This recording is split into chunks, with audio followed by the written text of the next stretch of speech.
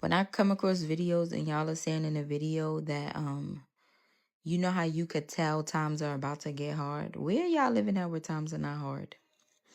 Where y'all living at where we're not already in a recession? Because what do you mean you could tell that times are about to get hard? If you do not feel that times are hard, either one, you are in an amazing space where it has not affected you, thank God. Or two, you just know how to survive. Like you just know how to go with whatever's happening. Because there's people out here that's literally drowning right now. I'm talking about rent is $5,000 for a 2-bedroom in some places. You go to the supermarket and come out with 2.5 bags, that's $200. And I'm talking about the most basic milk, cheese, bread, butter bullshit you could come out with. $200. It's so bad that I came across this video where this lady said the bank called her because her house is supposed to be in foreclosure. And they was like, don't worry about it. Like, let's just try to make the best of your payments. Where y'all living at where y'all talking about you could tell it's about to get bad? I'm just asking for a friend. Now, everyone in 2026 is preparing for recession because wages have not kept with inflation and people are just living paycheck to paycheck. They're getting really stretched thin and they've had enough of this economy. So right now, a lot of people are trying to prepare as best as they can, and they're doing this through additional side hustles for additional income because you want to have an emergency fund. You don't know when you're going to have a medical emergency or you have your car accident. There's a lot of things that can go wrong and will go wrong in the future, and we just have to prepare for a lot of these unexpected expenses.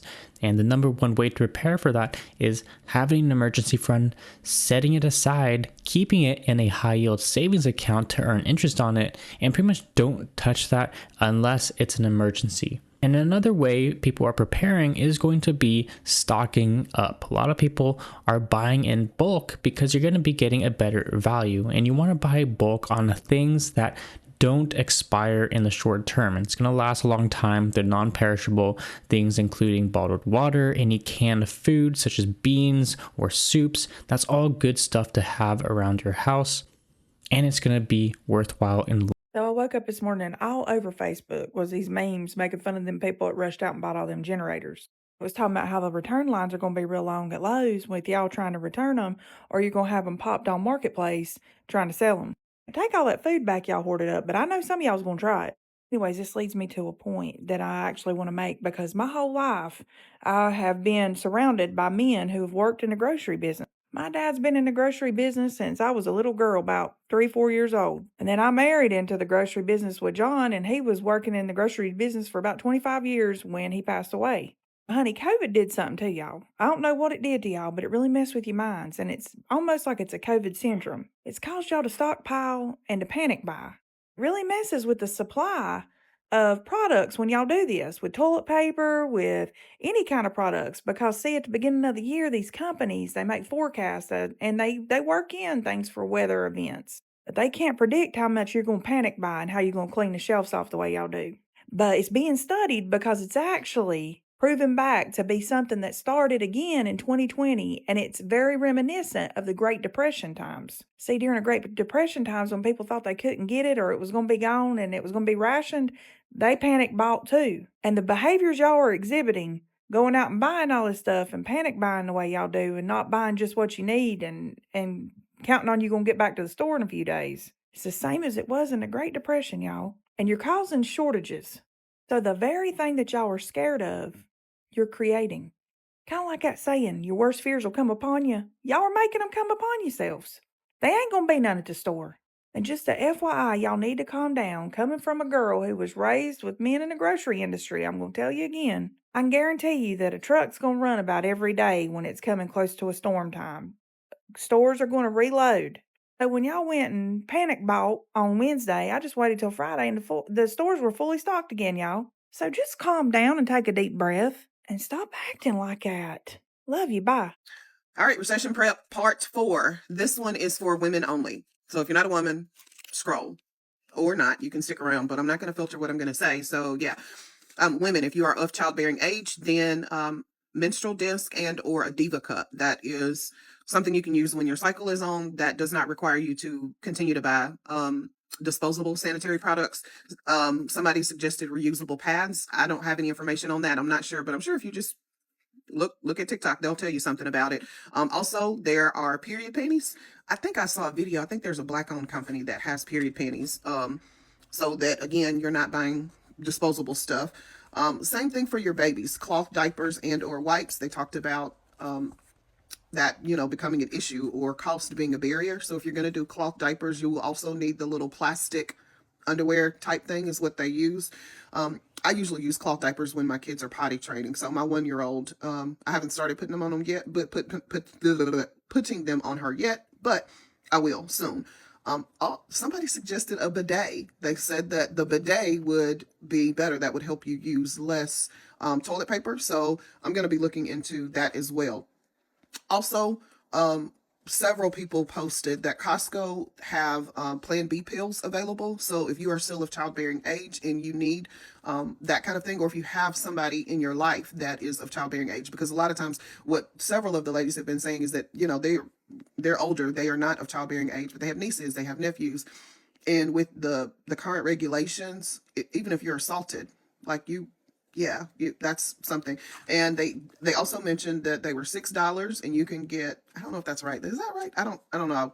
I got a bunch of kids, so I don't know what it is. But that you can buy 2 a day without a Costco membership. So just keep that in mind. And condoms. And I know that for a lot of women, that's like, oh, I'm not going to do that. I'm not buying that, whatever. But we are living in a time where you have to protect yourself. Just being honest, you've got to make sure that you are okay, and whatever that looks like for you, just take heed. Again, I know I talked in the first video, I think, about them wanting to outline or do away with like tampons. If that is your preferred method, then I would definitely suggest getting them, because Project 2025 is moving rapidly, and so I'm sure RFK will come out and say they did a study and okay, so whatever. So if that's your preferred method, then do that. And just be safe, y'all. It is a rough time to be a woman. It is a rough time to be a mama. And y'all know women, we carry stress. We are concerned about everybody and everything and all the moving parts. And if you've watched any of these videos before, you may be freaking out like, oh my gosh, it's way too late. I didn't know what it's not. Just the whole purpose of this is to help, to stave off some of the impact. That's what it is, because you can't prepare. I mean, I don't know that many people have the money or the resources to buy years worth of food, and store it or something like that. We're just trying to stave off some of the economic hardship that will be coming. So if I've left off anything, or if you use something that would help other women, even moms, then post it in the comments. Why every time the news tell us it's going to be a bad storm? A bad storm. So prepare yourself.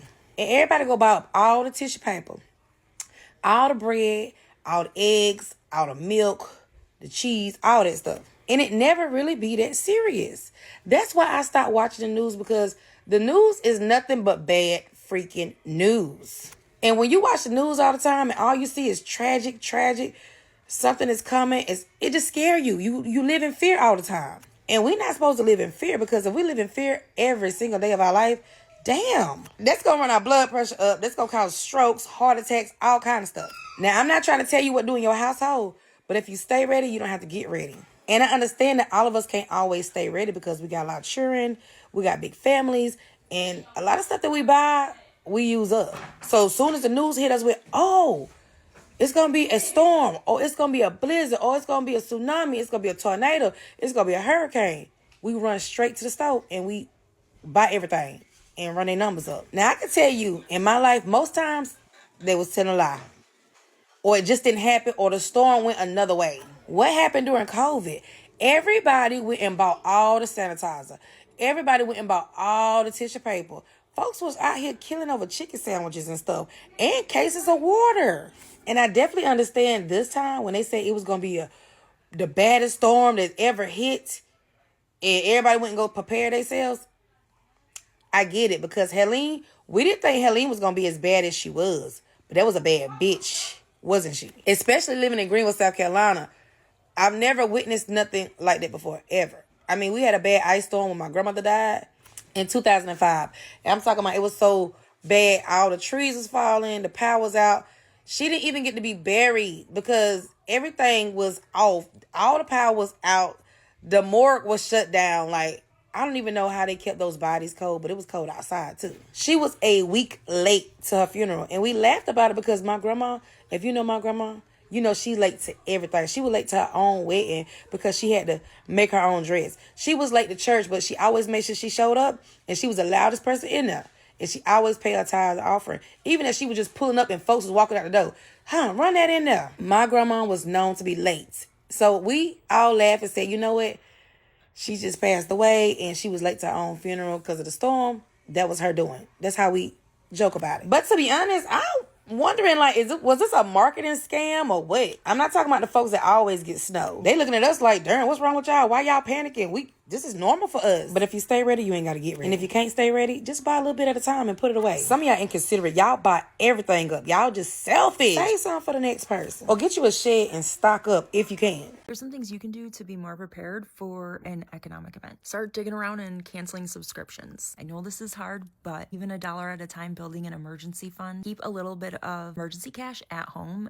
Even better if it's in small bills. Try not to be taking out any new loans right now. Stay on top of your car maintenance so that you're not taking out a new auto loan. Start getting savvy with free entertainment. Check your library. A lot of people have subscriptions for audiobooks and stuff, and you can get that free through your library. They also have DVDs, hard copies of media, magazines. Lower your convenience services. Learn how to do your own nails, look your own eyebrows, trim your dead ends, style your hair for a wedding. See what you can come up with there. If there's somebody that works an opposite shift as you, that maybe you can trade childcare services with. If you're already preparing your meals at home, you're probably still already relying on some convenience items that you can make yourself at home, like cream of chicken soup, homemade, but all the way down to the most basic level. Swap a service with a friend or a neighbor. Ask a neighbor, friend, or family to borrow a tool that you don't normally use. They'll probably let you, especially if you offer something in return. Don't buy a post hole digger, just borrow it. And if you need it again soon, then you can still buy it then. Get familiar with YouTube for doing basic home repairs, clogged toilets and plumbing, leaking hose, anything that you can do yourself. You use Lyft and Uber a lot, just try public transportation just once. You can figure it out. It's not that difficult. It's a lot cheaper.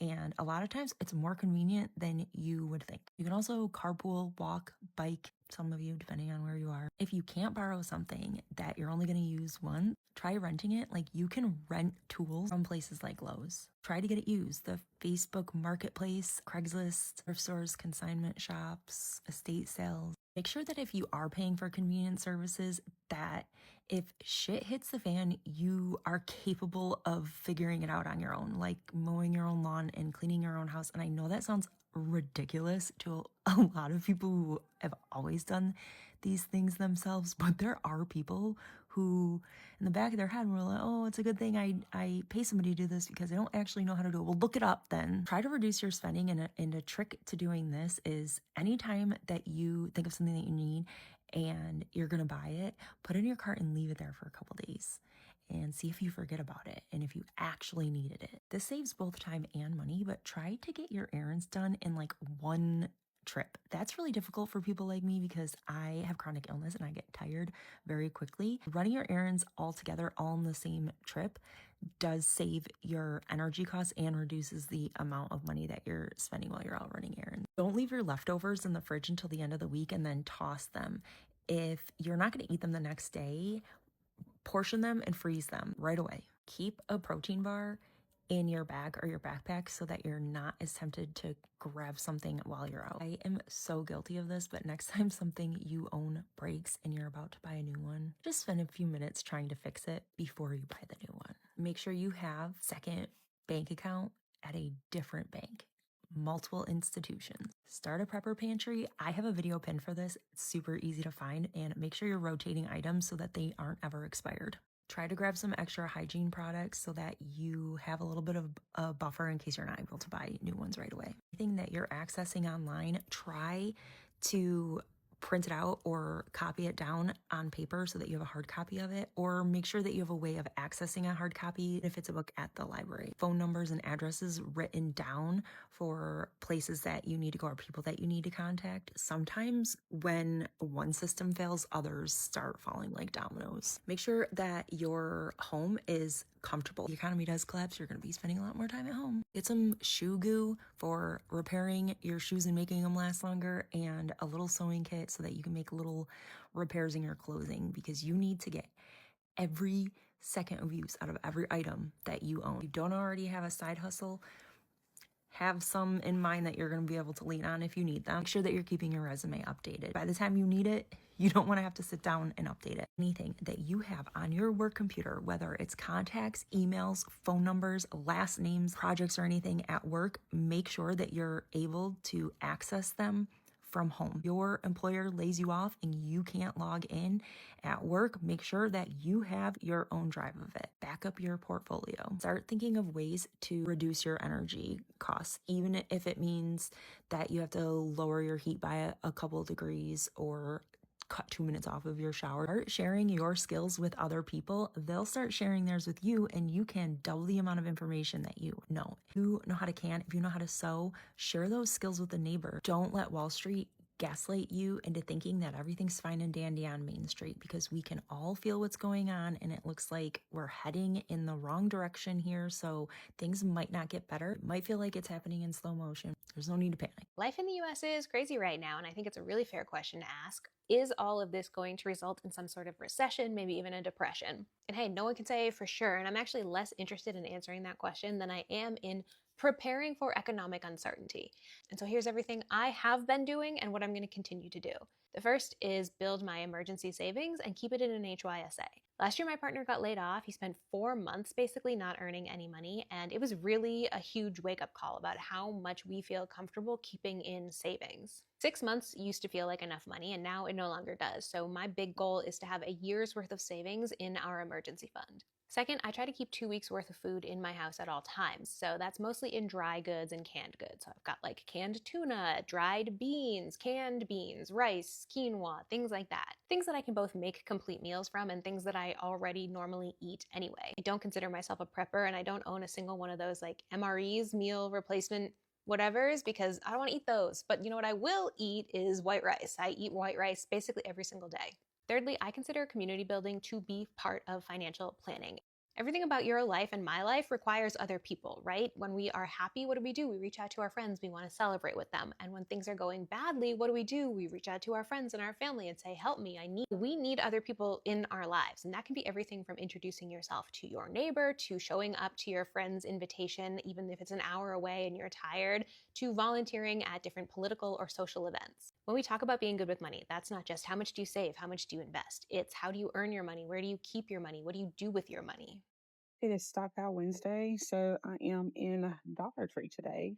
I'm going to grab a few things just to add to my stockpile because, why not? So today I'm just doing dried goods, and I'm in the bean section, so I'm going to get some dried beans and see what other things I can find. But yeah, let's do it. So it is slim pickings, but they do have black beans and they do have red beans, and that's what I'm gonna get. I don't really know what Great Northern beans are, but I don't think I eat those. I might, but I'm not gonna get them today. I'm gonna get probably 10 bags of black beans and then 10 bags of red kidney beans and go from there. And y'all know I love a good gluten-free find. So this is veggie fried rice that you could just pop in the microwave, and I'm gonna get a few of these too. They also have Spanish rice. I'm going to get some of these, and let's see what else they got. They have the cilantro lime rice, which we could probably, soup this up and make some chipotle at home with these, baby. Because who's going to be hungry? And I'm going to get the broccoli and cheddar one, too. All of them are gluten-free. And also these. So I'm going to try these out. I don't know I may do them tonight just because I just want to see. But I'm going to grab 3 of these.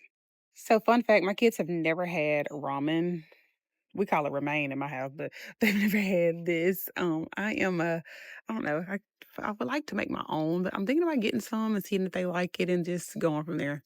So the only thing that I have not gotten in my stockpile that I really, really want are dried black eyed peas. So if y'all see those in the stores, let me know what store that y'all get them from. Also, how are y'all storing your stuff at home? Like I have bins at my house, so I put most stuff in the bins, but of course it's a stockpile, so it's not gonna stay in my pantry. Like I'm gonna have to do an overflow, which I'm not sure if I want to like commit to doing a real overflow room. Because then in my head I'm gonna say I gotta fill this room up with food.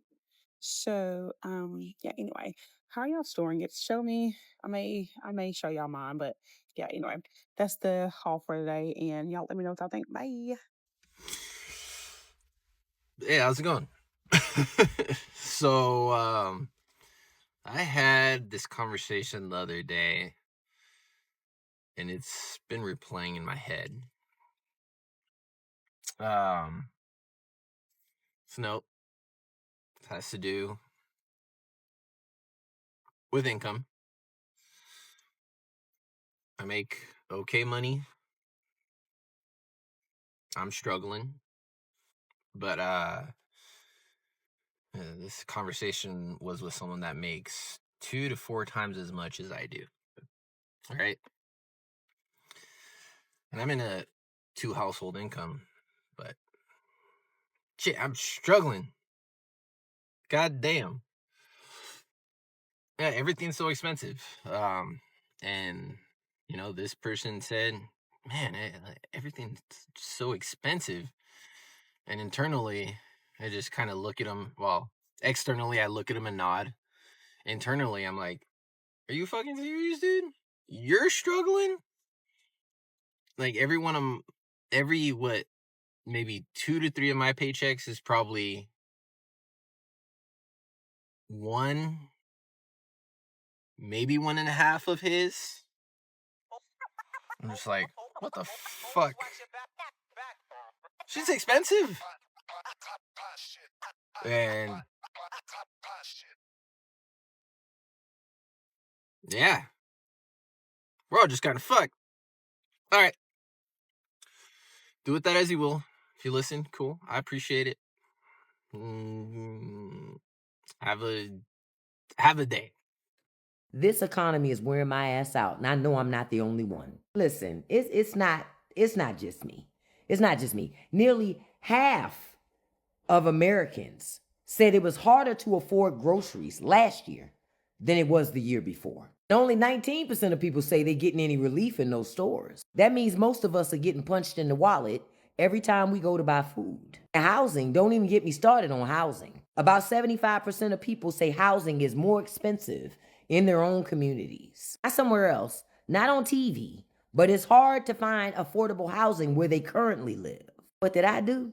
Oh, I started getting more creative so I can save some damn money. See, what I figured out, nobody's gonna come save us. Y'all, I started baking my own bread. Yes, bread. I make my own dog treats now because dog treats cost more than human treats. Started making my own butter. I'm about to start making my own dryer sheets too. And quiet as it kept, I've been watching videos on YouTube to show me how to make onion powder, garlic powder, even paprika. These days, it ain't about being cute, y'all. It's about survival. Because sometimes you gotta do what you gotta do to get the most bang out of your buck. So I'm gonna ask y'all, what tips or tricks are y'all doing right now to make things more affordable? Don't gatekeep, okay? Share with a sister. Because all of us are trying to stretch our dollars. So let's all of us work together to try to do it.